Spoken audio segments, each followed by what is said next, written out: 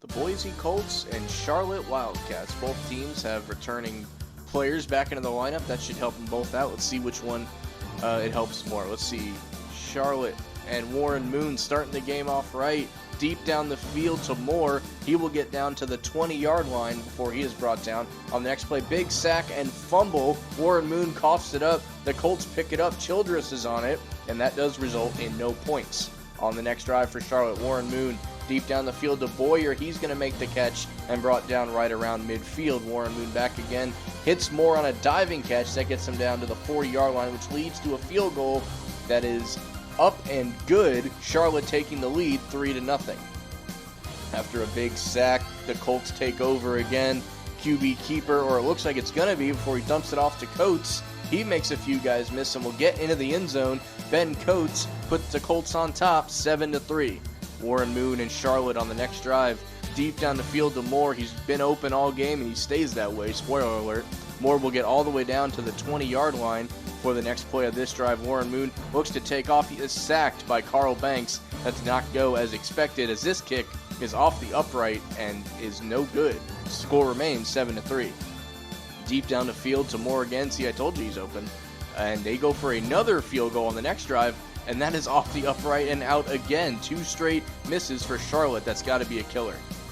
Warren on the keeper here down to the 15-yard line, as they will show you how it's done, as they will make the field goal and go up 10-3. Hostetler back to pass. Got plenty of time. He feels the pressure, goes deep down the field to Slaughter. He'll make the catch at the 50-yard line, will eventually be brought down right around the 30-yard line here. Hostetler back to pass again. Plenty of time. He sees Slaughter deep down the field. He makes the catch. Touchdown Colts. They go up 17-3. Hostetler on the next drive looking to continue to pour it on. Deep down the field to Moore. He's going to make the catch. The 30, the 20, the 10. Looks like he's going to be brought down right at the 1-yard line. Hostetler says no problem. We'll just hand it off here. Score. Nope. Fumble on the ground. The Wildcats pick it up. Show a little bit of life as they try to return that one. Get out of the red zone. Warren Moon with a dump off to Hodge. The big fullback picks up the first down. Warren Moon and Charlotte trying to stage a late comeback as they hand it off to Green, and he makes a few guys miss.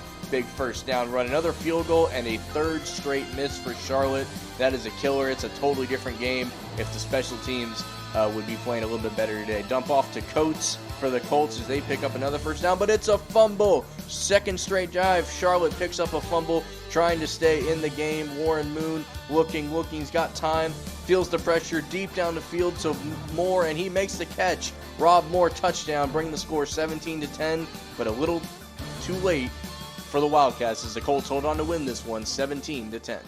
Led by Hall of Fame quarterbacks, these are 2 of the best teams in the league, and they meet late in the regular season, Los Angeles and Portland. We pick up the action early in the first quarter where Sims finds Irvin less than 2 minutes into the game, and then the former Super Bowl champion of the Giants completes the touchdown pass to Keith Byers. 21st touchdown pass of the season for Phil Sims. But we anticipated this matchup to be a high-flying shootout, and it certainly was with Troy Aikman as well. Eric Pegram scores the touchdown for Portland. Extra point is no good. Our score is Los Angeles in front, 7-6. And this is where the game would drastically change. One of the most explosive receivers in the league goes down with an injury. Irvis Givens, over 25 yards a grab this year for Givens, so he is replaced, and that is just where the wrinkles of the story would begin. Still 7-6 LA lead before Eric Pegram scores again for Portland, and then down by 6, Phil Sims takes off. He's sacked and injured by Al Smith, one of the great sack players in the history of the game.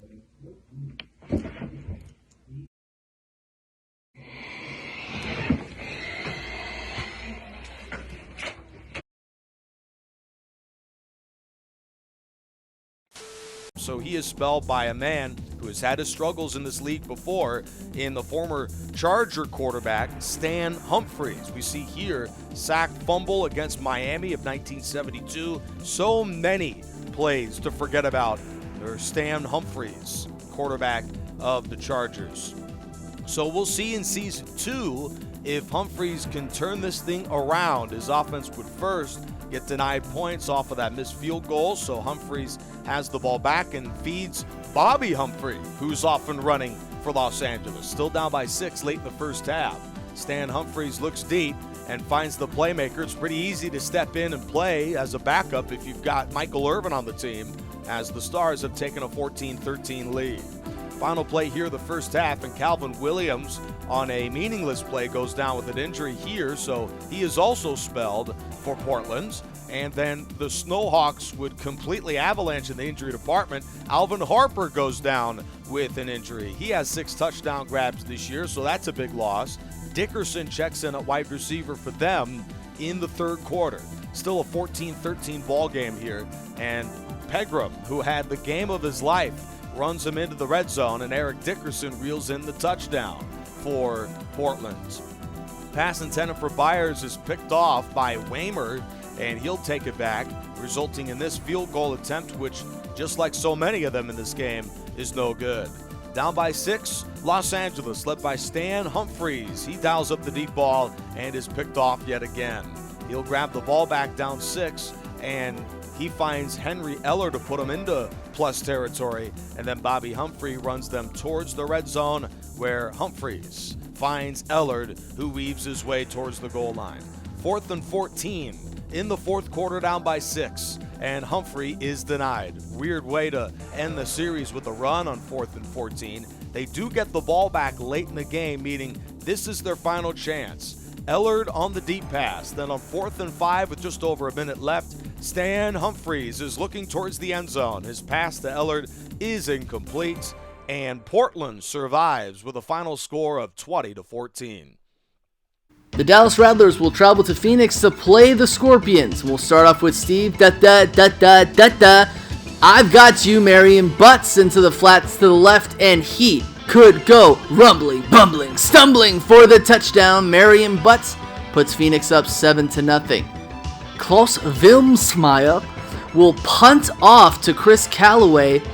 The kick returner goes around to the 27-yard line. He'll get tackled. It's a fumble. Ball's recovered by Rodney Hampton, and he could go all the way for the touchdown. It's a 7-6 ball game. Kevin Butler would, however, miss this extra point, so it's 7-6.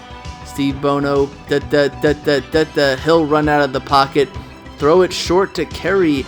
Give me some cash. And then he'll hand it off to Marion Butts, and he bobs and weaves, goes off defenders, and he's got the touchdown, 14-6. Scorpions get the ball back, and Steve Bono goes, I'm going to give it to Marion Butts, the guy who holds 2 all-purpose touchdowns in the game, to the 29-yard line. And then Steve Bono would go, play action fake, roll out bootleg to Tim Brown, the Hall of Famer, and the Hall of Famers got the touchdown, 21-6. Time for the Rattlers to get on the board as Bernie Kosar, he's feeling the burn, going deep to Curtis Duncan, and he's going to dunk the ball into the end zone for the touchdown, 21-13. Steve Bono on the ensuing drive goes, I'm going to give it to Tim Brown, go around defenders on the rocket catch. It looks like he's going to be stopped short of the goal line, but he powers it in for the touchdown, showing he's a Hall of Famer. Celebrate there, Steve Bono. Ensuing drive for the Dallas Rattlers. Rodney Holman would catch the ball, the tight end, inside Scorpions territory, and this time Kevin Butler would add the field goal, 28-16. We must be in the Matrix, and we're seeing some deja vu as Klaus Wilmsmeyer will kick off again on the punt to Chris Calloway, and Chris Calloway's fighting off tackles. He'll get tackled, ball's on the ground, it's a fumble as Mark Dennis makes a thick 6. The big man's got the touchdown, 28-23. Rattlers get the ball back in their own territory. Rodney Holman would catch the ball over the middle, fighting off tackles. He'll put the ball on the ground, recovered by Hall of Fame safety Leroy Butler. Morton Anderson will try to make this field goal, but it's no good. Steve Bono, Scorpions get the ball back. He goes, The hat-trick touchdown catch by Tim Brown, the Hall of Famer, puts the Scorpions even further up, 35-23. Kozar throws to the right to Curtis Duncan. He doesn't dunk the ball into the end zone for the touchdown. 4th and 11, last-ditch effort. Play action, roll out. Kozar incomplete to Chris Carter, and the Phoenix Scorpions win 35-23. Scorpions are 4-5. Rattlers are 3-6. Denver Buffaloes go to San Francisco to play the Sharks in this Bobcat Conference matchup. Jay Schrader takes over for Bobby Hebert. He gives it to Keith McKellar, but inside the red zone, he makes a mistake, throwing an interception to Darrell Williams. It's a touchback. Don the Magic Man Mikowski takes over. He throws it down the right side to a guy who should be in the Hall of Fame, Roger Craig, close to midfield. And then Dave Meggett gets the check down play close to the 30-yard line. Don the Magic Man Mikowski, no pressure in his face, throws it to James Jett. That's the rabbit he pulls out of his hat. James Jett has the touchdown at 7-0. Handoff to Christian Okoye, the Nigerian Nightmare, close to the 40-yard line. He gets in the highlights. And then Schrader would deal it to Eric Martin, who gets inside the 20, inside the 15, close to the 10. This would lead to a Fuad Reve's field goal after the drive stalls. It's a 4-point ball game. Don the Magic Man Mikowski dealing with these play action fakes, throwing it to Roy Green close to midfield. Another play action fake, another throw to Dave Meggett, and that would lead to a Gary Anderson made field goal. It's 10-3, 7-point ball game. Jay Schrader would throw another pass down the right side to Eric Martin, close to the 35-yard line, and then would throw a costly interception over the middle again. Darrell Williams has his second interception of the game, but Dave Meggett would get the flip to the left. He would get injured. He would get replaced by Robert Del Pino, but this wouldn't deter Don the Magic Man Mikowski. He'd pull another rabbit out of his hat. He pulls James Jett, rocket catching out of his hat. He's got the touchdown, second of the ball game. It's 17-3. Schrader needing points. He throws the ball down the seam to Willie Davis, and Willie Davis would avoid defenders marching into the end zone for the touchdown. It's a 7-point ball game. Schrader, pressure in his face. He's intercepted by Kevin Ross of the San Francisco Sharks. And then finally, play action fake down the left side. Jumping catch by James Jett, the hat trick for the touchdown. 24-10 is the end score of the game. San Francisco is 4-5.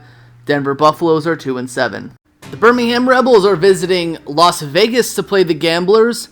We'll start off with Anthony Thompson getting the handoff up the middle. He'll get injured. This was a theme of the game for the Rebels. He'll be replaced by Dalton Hilliard. Jim Kelly on the next play throws it to Thurman Thomas, his Hall of Fame running back. He would get tackled past midfield, and he would be injured. He would be replaced by Eric Sleeping with Bieniemy, and nothing would come up on that drive, and the Gamblers would get the ball. Their first drive, Drew Hill would catch the ball down the left side on that pass from Chris Miller as he gets the ball inside Rebels territory, and then Chris Miller play action rollout bootleg to Keith Jackson in the end zone for the touchdown, 7-0. Next drive for the Rebels, Sean Dawkins, he catches this amazing pass from Jim Kelly for the touchdown, tying the game up.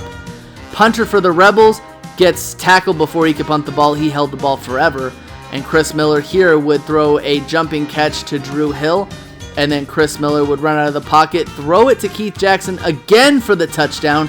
2 touchdowns apiece for both men. Next drive for the Rebels, Jim Kelly throws a diving catch to Eric Sleeping with Bieniemy, and Sleeping with Bieniemy would get the ball, flip to the left, go to the center, gets the touchdown, ties the game up. Chris Miller would then throw the ball over the middle to Ricky Sanders on the Gamblers' next drive. And Steve Christie, after the drive stalls, adds a field goal, 17-14. Narrow lead for the Gamblers, but Jim Kelly is a Hall of Fame quarterback, and Andre Reed is a Hall of Fame receiver. He was Jim Kelly's receiver in Buffalo, but Jim Kelly would throw it to his counterpart down the right side to Sean Dawkins, waiting in the end zone, jumping catch for the touchdown, 21-17. Rebels have the lead. Cleveland Gary on the next drive fumbles the ball. Tim McKyer recovers it, and he's got the ball inside the 10 for the Rebels. And Jim Kelly says, I'm going to do this myself. I'm going to run out of the pocket, get into the end zone for the touchdown. 28-17. Mike Rozier again gets into these highlights, and he's tackled and fumbles again, recovered by Joe Kelly, and then Jim Kelly finishes this drive off. Hat-trick touchdown catch to Sean Dawkins. Multiple 3-touchdown games for guys today. Birmingham wins 35-24. Rebels are 5-4. Gamblers are 3-6.